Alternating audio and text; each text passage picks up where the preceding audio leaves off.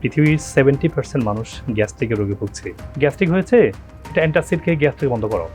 No, gastric হওয়া মানে অ্যাসিডটা কমে যাওয়ার কারণে স্প্রিংটার মানে গেটের পথটা খুলে গ্যাসটা বেরিয়ে আসে। হজম ঠিকমতো না হওয়ার কারণে গ্যাস্ট্রিকটা হলো, সেই অর্গানগুলোকে ভালো রাখার জন্য একটা সময় করে ফাস্টিং করা, না খেয়ে থাকা, রোজা রাখার। কারণ যখন খাবার খাবেন তখন খাবারটা হজম করার জন্য সেই এনভায়রনমেন্ট সেই জুস সিক্রেশনটা করতে পারে, তখন হজমটা ভালো হবে, গ্যাস্ট্রিক সমস্যা থেকে আস্তে আস্তে বেরিয়ে আসতে পারবেন। সাদা লবণটাকে বাদ দিয়ে পিঙ্ক সল্টে আসতে হবে। যাদের মাইগ্রেন হয় ইনস্ট্যান্টলি একটু পিঙ্ক সল্ট পানিতে দিয়ে খেলে একটু একটু কমতে শুরু করবে। 3 বার খাবে, 1 ঘন্টা পর পর দেখবে পেনটা অনেকটাই কমে যাবে।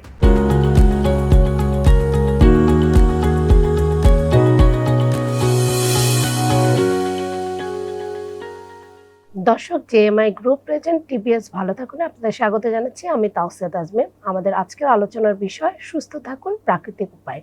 এ বিষয়ে কথা বলতে আমাদের সঙ্গে আছেন professor doctor Mujibul Haque, consultant, the centre of integrative medicine, USA. আমাদের অনুষ্ঠানে আপনাকে স্বাগত। ধন্যবাদ আপনাকে এবং দর্শক মণ্ডলী সবাইকে। আমরা আসলে আপনার সঙ্গে আজকে কমন কিছু রোগ নিয়ে কথা বলতে চাই, যে রোগগুলোতে বাংলাদেশে অধিকাংশ মানুষ আক্রান্ত, যেমন গ্যাস্ট্রিক, মাইগ্রেন, তারপর হলো আইবিএস। এই রোগগুলোতে কিভাবে প্রাকৃতিক উপায়ে সুস্থ থাকা যায়।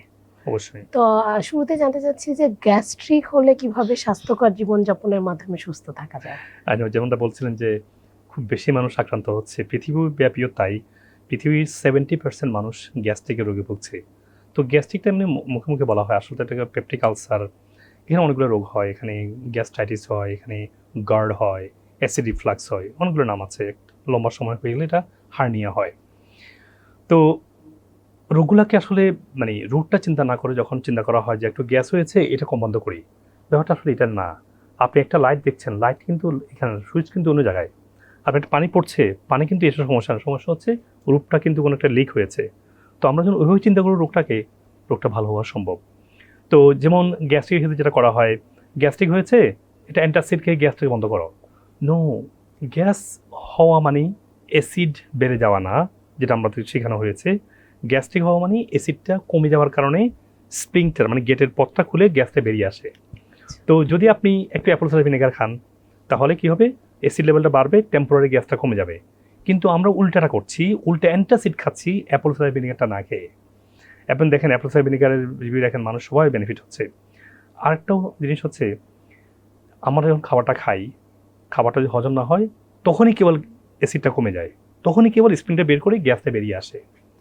তাহলে কেন খাবারটা হজম হয় না সেটা ফোকাস করতে পারলে লং টার্ম বা লং রান আমরা গ্যাস্ট্রিক থেকে বা পেপটিক আলসার বলুন বা গার্ড বা অ্যাসিড রিফ্লাক্স, এখান থেকে আমরা বেরিয়ে আসতে পারবো। তো খাবার হজম কেন হবে না? আমাদের শরীরে আল্লাহ সুবহানাহু ওয়া তাআলা 5,000-এর উপরে এনজাইম দিয়েছে। একটা খাবার খাচ্ছি, মোর দেন 5,000 এনজাইম আপনার প্যানক্রিয়াস, লিভার, ইন্টেস্টাইন থেকে সিক্রেট হয়ে খাবারটা হজম করে। হজম দুইভাবে হয়, একটা ক্যাটাবলিক, খাবারটাকে স্ম্যাশ করে মানে ব্ল্যান্ড বা গ্রাইন্ড করে, এরপরে এটা কেমিক্যালি এনজাইম দিয়ে এটাকে হজম করে এরপর অ্যাবজর্ব করে আমাদের নিউট্রিশন আকারে শরীরে সার্কুলেট করে। It's a long process. Imagine Allah আমাদেরকে তৈরি করেছে একটা সিস্টেম দিয়ে। কী দিয়ে? সিস্টেমটা হচ্ছে ব্যাকটেরিয়া, গুড ব্যাকটেরিয়া আছে যারা হজমে হেল্প করে, পুষ্টিগুলোকে কনভার্ট করে, এনজাইমগুলো হেল্প করে টু ডাইজেস্ট ফুড, এবং অ্যাসিড যেটা করে পেটের হজমের এনভায়রনমেন্টটাকে মেনটেন করে। এই যে কতগুলো ব্যাপার আছে, এই ব্যাপারগুলো আমাদের শরীরে ডিজাইন করা হয়েছে খাবারের জন্য, রাইট খাবারের জন্য। ইমাজিন আমরা যদি এই রাইট খাবারটা নাকি রং খাবার খাই, এখান থেকে মিস্টেক শুরু। রাইট খাবার কোনগুলো? রাইট খাবার হচ্ছে যে আল্লাহ বলেছে কন্ট্রোলের মধ্যে যেটা জাররা মুখতালিফা, মানে নিচ থেকে যেটা হয়। আর সায়েন্স বলছে যে প্ল্যান্ট বেসড খাবার যেটা মাটির নিচ থেকে আসে, ওই মাটির পুষ্টি সংগ্রহ করে এখানে গ্রেন, মিনারেল, ফাইটোনিউট্রিয়েন্ট, ফাইটোকেমিক্যাল, তারপরে হচ্ছে যে healthy fatty acid, good grain, good fibre, good protein, যেটা নিচ থেকে তৈরি হয়। তারপরে হচ্ছে প্ল্যান্ট বেসড খাবার আমার শরীরের জন্য সবচেয়ে বেশি প্রয়োজনীয়, এটা এসেনশিয়াল। আমরা ভাবছি মাছ, মাংস, দুধ, ডিমটা হচ্ছে এসেনশিয়াল। আপনি যদি একটা ভেজিটেবল দেখেন, এর মধ্যে সব কিছু আছে পুষ্টির, মাছ, মাংস, দুধ, ডিম সব নাই, ওটাও এসেনশিয়াল। তো যাদের গ্যাস্ট্রিকের সমস্যা তারা আসলে কোন খাবারগুলো খাবে? আপনি তারা বেশি প্ল্যান্ট বেস খাবে, আচ্ছা। ফ্যাটটা একটু কম খাবে, এবং খাবারের মধ্যে অ্যাপল সাইডার ভিনেগার দিয়ে খাবে, এবং খাবারটা ভালো করে চিবিয়ে খাবে, যাতে করে মানে এনজাইমগুলো ভালো কাজ করতে পারে, যাতে করে। সব খাবারই কি অ্যাপল সাইডার ভিনেগার দিয়ে খাবে? যদি গ্যাস্ট্রিক হয় সবসময় যে কোনো খাবারের মধ্যে 2 চামচ অ্যাপল সাইডার ভিনেগার দিয়ে খেলে সেটা কি রান্না খাবার না? রান্না খাবার দিতে পারে। তখন আচ্ছা কি হবে, আপনার তো এটা খাবারের ডেফিসিয়েন্সি না, এটা আপনার পেটের দীর্ঘস্থায়ী হজম সমস্যার কারণে অ্যাসিড ডেফিসিয়েন্সি হয়েছে, এটা পূরণ করবে। তো একজন মানুষ প্রতিদিন কি পরিমাণ অ্যাপল সিডার ভিনেগার? ডিপেন্ড করছে, যারা বেশি গ্যাস্ট্রিক তার 10 চামচ খেতে পারবে, যারা রেগুলার ডেইলি 5 চামচ খেলে হবে। তার মানে যে কোনো খাবারেই সে ইয়ে, ইভেন যাদের গ্যাস্ট্রিক খুব লম্বা সময় ধরে, আপনি 1 বোতল পানির মধ্যে কয়েক চামচ অ্যাপল সাইডার ভিনেগার সারাদিন খাবেন, তাহলে আপনার অ্যাসিড লেভেলটা ব্যালেন্সে আসবে, আস্তে আস্তে গ্যাস্ট্রিক লেভেল আসতে কতদিন পারবেন পর্যন্ত খাবে? Until you fix the gastric. আচ্ছা, তো এই গ্যাস্ট্রিকের সমস্যায় আপনি বললেন যে প্ল্যান্ট খাবারগুলো বেশি খাওয়া এবং অ্যাপল সিডার ভিনেগার, এছাড়া কি আর কোনো? এছাড়া হচ্ছে যে আপনাকে নার্ভাস সিস্টেমটা আমাদের ডাইজেশনে হেল্প করে। নার্ভাস সিস্টেম ভালো রাখার জন্য আমাদের এক্সারসাইজ, ঠিকমতো ঘুম, আর একটা কাজ আছে, যেই অর্গানগুলো হজমের জন্য কাজ করে, যে হজম ঠিকমতো না হওয়ার কারণে গ্যাস্ট্রিকটা হলো, সেই অর্গানগুলোকে ভালো রাখার জন্য একটা সময় করে ফাস্টিং করা, না খেয়ে থাকা, রোজা রাখা 8-10 ঘন্টা সকালে। আবার যাদের গ্যাস্ট্রিকের সমস্যা তারা তো বলে যে না খেয়ে থাকলে সমস্যাটা বাড়ে। এটা মনে হয় আপাতত, কিন্তু আপনি যদি একটু পানির মধ্যে অ্যাপল সাইডার ভিনেগার দিয়ে খান, না খেয়ে থাকেন, দেখবেন আস্তে আস্তে অ্যাসিড লেভেলটা পূর্ণ হচ্ছে, আর গ্যাসটা বেরিয়ে আসছে না।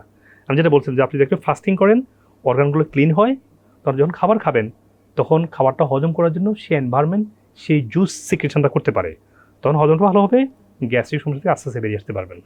হ্যাঁ, এটাতেই আমার একটা কথা মনে আসলো যে অ্যাপল সিডার ভিনেগার খাচ্ছে বা এই ট্রিটমেন্টগুলো চলছে, তার কি অন্যান্য ট্রিটমেন্টও চলবে যে গ্যাস্ট্রিকের? আপনি যদি 2-3 দিন করেন, আমি যেটা বলছি, রাইট খাবার, চিবিয়ে খাওয়া ভালো করে, একটু ফাস্টিং করা, ঠিকমতো ঘুমানো, এক্সারসাইজ করা, 2 দিন পরে আপনার যে আমাদের এখানে বলা হয় না, এখানে বলা হয় আমি জানি না, আচ্ছা আমি মেইন হচ্ছে প্রাইলোসেক বা যেটা, এই খাবারগুলো লাগবে না, এই ওষুধগুলো ছাড়াই আপনি 2-3 দিন পরে দেখুন গ্যাস আর মানে আসছে না। আমাদের দেশে সবচেয়ে বিক্রিত ওষুধের মধ্যে হলো যে ওয়ার্ল্ড অ্যাসিডিটির ওষুধ। ওয়াইড সারা ওয়ার্ল্ডে সেম। আচ্ছা, তাহলে ওষুধের উপর ডিপেন্ডেন্সিটা কমে যাবে, থাকবে না আর, মানে এটা 2 দিনের মধ্যে সম্ভব। গ্যাস্ট্রিক সমস্যাটা 2-3 দিন পরেই আপনার গ্যাস্ট্রিক ওষুধ লাগবে না আর। আচ্ছা, তো গ্যাস্ট্রিকের পর আরেকটা সমস্যায় বেশি ভোগে মানুষ, মাইগ্রেনের সমস্যা। মাইগ্রেনের সমস্যা আসলে কিভাবে নিয়ন্ত্রণে রাখা যায়? মাইগ্রেনের সমস্যাটা আসলে আমরা ফাংশনাল মেডিসিনতে পড়েছি, সেটা হচ্ছে যে আজকের ধারণাটা একটু ভিন্ন রকম। আজকে কনভেনশনাল ধারণা হচ্ছে মাইগ্রেন সমস্যা তাকে একটু নার্ভটাকে ইনঅ্যাক্টিভ করে দিয়ে ফিলিংসটা কমায় দেওয়া, ইটস সো প্যাথেটিক। হ্যাঁ, এরপর পেন কিলার দিয়ে পেনটা কমায় দেওয়া, that's not the problem. Problem is আপনার ব্রেনটা ইনফ্লামেটেড, ল্যাক অফ মিনারেল, আপনার ওয়াটার সার্কুলেশন হচ্ছে না, so brain get dehydrated and nasal ক্যাভিটিতে ক্লগ হওয়া। তাহলে আমি এই 3টা জিনিস বললাম, সমস্যা আরও অনেক, আমি 3টা মেইন ফোকাস করছি। যদি 3টা মেইন সমস্যাকে ফোকাস করেন তাহলে আপনার দীর্ঘস্থায়ী আপনার মাইগ্রেন সমস্যা থাকবে না। এখন এটা কেন হচ্ছে? কনস্টিপেশন, ফুড অ্যালার্জি এবং রং খাওয়ার তো এখানে অবশ্যই কারণ। তো প্রথম যে কাজটা করতে হবে, আপনার সাদা লবণটাকে বাদ দিয়ে পিঙ্ক সল্টে আসতে হবে। যাদের মাইগ্রেন হয় ইনস্ট্যান্টলি একটু পিঙ্ক সল্ট পানিতে দিয়ে খেলে একটু কমতে শুরু করবে। 3 বার খাবে, 1 ঘন্টা পর পর দেখবে পেনটা অনেকটাই কমে যাবে। আর দীর্ঘস্থায়ীভাবে পিঙ্ক সল্ট খাওয়ার অভ্যাস করলে, পিঙ্ক সল্টে মোর দ্যান 80 লবণ থাকে, যেটা আমাদের শরীরের প্রয়োজন। সাদা লবণ শুধু 1টা লবণ। তো পিঙ্ক সল্ট খাওয়ার অভ্যাস করা, তার লবণটা পূর্ণ হবে। আর প্ল্যান্ট বেস খাবারের মধ্যে প্রচুর মিনারেল আছে, সেগুলো আপনার ওয়াটার সার্কুলেশনে সাহায্য করবে। আপনি দেখবেন অনেক মানুষকে দেখবেন প্রচুর পানি খায়, কিন্তু বাথরুমে গিয়ে পানি সব চলে যায়, পিছু করে ফেলে। তার মানে শরীর পানি ধরে রাখতে পারছে না, they get dehydrated, they get headache বা মাইগ্রেন আসে। তো প্ল্যান্ট বেস খাবার খেলে শরীরে পানি ধরে রাখবে, ব্রেনে ওয়াটার সার্কুলেশন ভালো হবে, ডিহাইড্রেশনটা হবে না। আরেকটা বড় ব্যাপার হচ্ছে, যখন আমাদের পেটে গুড ব্যাকটেরিয়া কমে যায়, মানে মাইক্রোবায়োটা বলে, মাইক্রোবায়োটা ইমব্যালেন্স হয়, তখন অপরচুনিস্ট ব্যাকটেরিয়া তৈরি হয়ে এই পেটে যখন তৈরি হয়, আমাদের নেজাল ক্যাভিটিগুলোতেও, ব্রেনেও এখানে কিছু ওই ইনফেকশন মানে অপরচুনিস্ট ব্যাকটেরিয়া চলে আসে, তারাও এগুলোকে ক্লগ করে ফেলে, কারণ দে ক্লিন দ্য গুড ব্যাকটেরিয়াস। তো এখানে সমাধানটি, এখানে সমাধান হচ্ছে এখন অনেক প্রোবায়োটিক বানানো যায়, ইয়োগার্ট, কিমচি, কেম্বুচা, সাওয়ার করে এগুলো বানানো যায় এখন। এগুলো প্রোবায়োটিক খাওয়া নিয়মিত, তাদের গুড ব্যাকটেরিয়া গ্রো করলে এই ব্যাড ব্যাকটেরিয়াগুলো কমে যাবে। এটা একটা 2টা সেকেন্ড অ্যাপ্রোচ হতে পারে। থার্ড অ্যাপ্রোচ হচ্ছে, আমাদের শরীরে, আসলে আমাদের শরীরে না, শুধু আমাদের বাংলাদেশে না, ওয়ার্ল্ড ওয়াইড 50% মানুষ ফ্যাটি অ্যাসিড ডেফিসিয়েন্সি ভুগছে। এটা কারণ হচ্ছে অনেকে ভয় পায়, ফ্যাটি অ্যাসিড খাবে না, মানে ফ্যাট খেতে ভয় পায়। অনেকে রং ফ্যাট খায়। আপনি যদি গরু মাংস খাচ্ছেন, যেটা গরুকে অনেক স্টেরয়েড অ্যান্টিবায়োটিক দিয়ে বড় করছে, এটা গরু মাংস না, এটা ডেঞ্জারাস ফ্যাট। তাহলে এই ফ্যাট খেয়ে আমাদের ফ্যাটি অ্যাসিড অভাবপূর্ণ হচ্ছে না। তো lack of good fatty acid খাওয়ার কারণে আমাদের শরীরে ফ্যাটি অ্যাসিড ডেফিসিয়েন্সির কারণে we have a lot of brain inflammation. তো যখন ব্রেন ইনফ্লামেট হয়, ডিহাইড্রেট হয়, নেজাল ক্যাভিটিগুলো ব্লক হয় বিকজ অফ অপরচুনিটি ব্যাকটেরিয়া, এই কতগুলো কারণ ইনভলভ হওয়ার কারণেই মাইগ্রেনটা আসে। এখন চিন্তা করুন, আপনি এগুলোর সমাধান না করে যদি আপনি নার্ভকে আপনি উইক করছেন, পেনকে কমাচ্ছেন, that's not the solution. Solution is plant based খাবার, পিং সল্টে আসা। প্ল্যান্ট বেসড খাবার কোনগুলো? প্ল্যান্ট বেসড হলো বেশি শাকসবজি খাওয়া, আচ্ছা। ফলমূল খাওয়া, আর তারপর হচ্ছে যে মাছ মাংস ডিমটা খাওয়া, কিন্তু পিউরটা খাওয়া, ফ্যাটি অ্যাসিডের সোর্স পাওয়ার জন্য পিং সল্টটা খাওয়া, আর এক্সারসাইজ, ঠিকমতো ঘুম, এবং অবশ্যই একটা জিনিস হচ্ছে যে ডাইজেশনকে ভালো রাখতে হবে। অ্যাপল সাইডার ভিনেগারটা খেলে ডাইজেশনটা ভালো থাকে এবং সুন্দর মানসিক প্রশান্তি অবশ্যই হেল্প করে। আচ্ছা, তাহলে কি মাইগ্রেন থেকে সুস্থ থাকা যায়? সম্ভব। আমি যেগুলো বলেছি এগুলো স্টেপ বাই স্টেপ ফলো করলে সুস্থ থাকা সম্ভব। আপনি আইবিএস নিয়েও কাজ করেন আমি দেখেছি। অবশ্যই। আইবিএস কি সেরে যায়, মানে আর ফিরে আসে না, বা সুস্থ থাকা যায়? আইবিএস থেকে পুরো ভালো হওয়া সম্ভব। আইবিএস নিয়ে দেখবেন, আপনি যদি দেখেন যে আমরা অনেক মানুষের আইবিএস আমাদের কাছে আসছে 40 ইয়ার্সের আইবিএস ছিল, তার আইবিএস থেকে ভালো হয়েছে। আপনি যদি একটু আমাদের এই স্টোরিগুলো দেখেন, ইউ উইল বি শকড।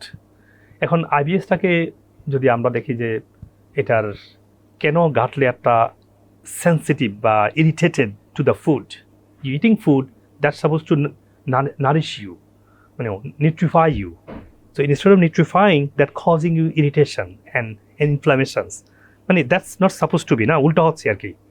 তো এটার কারণ হচ্ছে যে আমাদের গাট লেয়ারটা ক্ষয়ে যায়, ড্যামেজ হয়ে যায়, ইনফ্লামেশন হয়, এবং আমাদের গাটের 3টা লেয়ার নিয়ে থাকে সমষ্টি। এই লেয়ারগুলো খুবই সেন্সিটিভ, উইক, এবং তখন আমাদের ইমিউন সিস্টেমটা উইক হয়। তখন আমাদের ব্রেনের যে নিউরো ট্রান্সমিটার তৈরি হওয়া, ব্রেনটা উইক হয়ে যায়, কারণ ব্রেন তার প্রপার নিউরো ট্রান্সমিটার তৈরি করতে পারে না।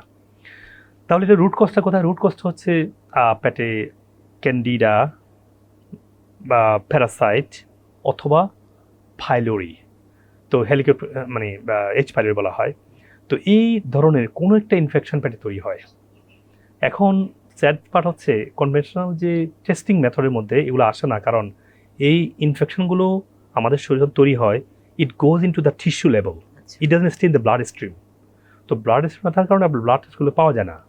তো আমি যেহেতু ন্যাচারোপ্যাথি নিয়ে পড়াশোনা করেছি, এটা আমি পেয়েছি ন্যাচারোপ্যাথিক ডিগ্রি পড়তে গিয়ে, যে চাইনিজ মেডিসিনে এক ধরনের কিছু সাইন দেখে বুঝতে হয় তার কোন ধরনের সমস্যাটা আছে। এই ধরনের মানে এটা সমাধানটা কি আমরা একটু দ্রুত জানতে? সমাধানটা হচ্ছে ওই যে এই ইনফেকশনটাকে ইমপ্রুভ হওয়া, ইনফেকশনটাকে ইমপ্রুভ করার জন্য এখানে গুড ব্যাকটেরিয়া নেওয়া, কিছু বিটার খাবার নেওয়া, তারপরে একটু ফাস্টিং করা, তারপরে ডাইজেশনটাকে ভালো করা।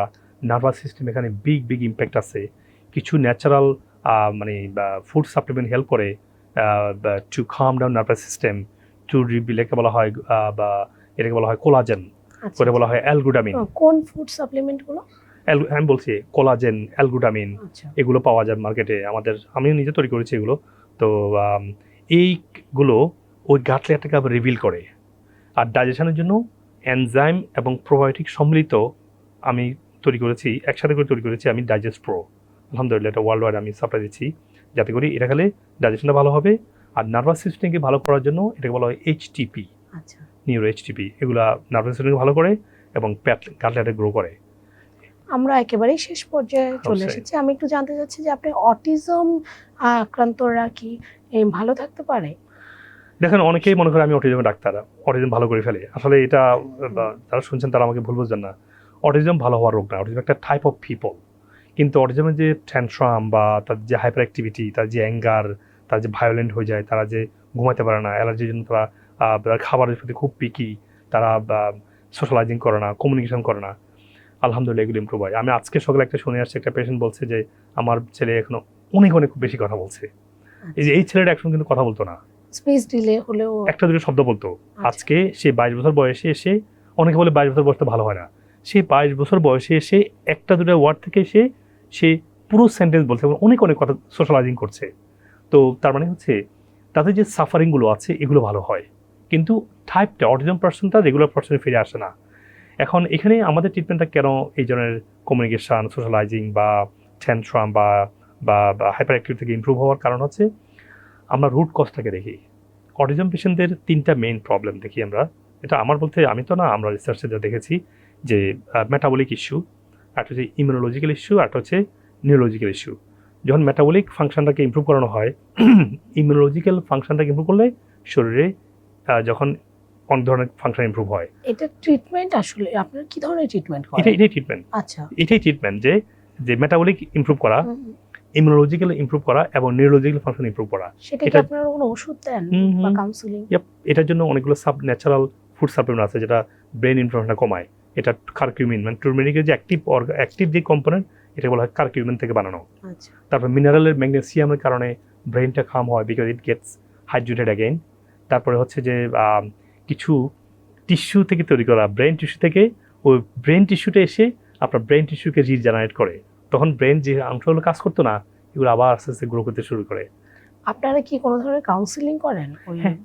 আমাদের ডক্টররা আমেরিকা থেকে ট্রেন, তারা প্রত্যেকে আমেরিকা থেকে ট্রেন। এবং না, আপনারা অটিজম আক্রান্তদের কি ওষুধ দেন, সাপ্লিমেন্ট দেন নাকি কাউন্সিলিংও করেন? কাউন্সিলিং করে আচ্ছা।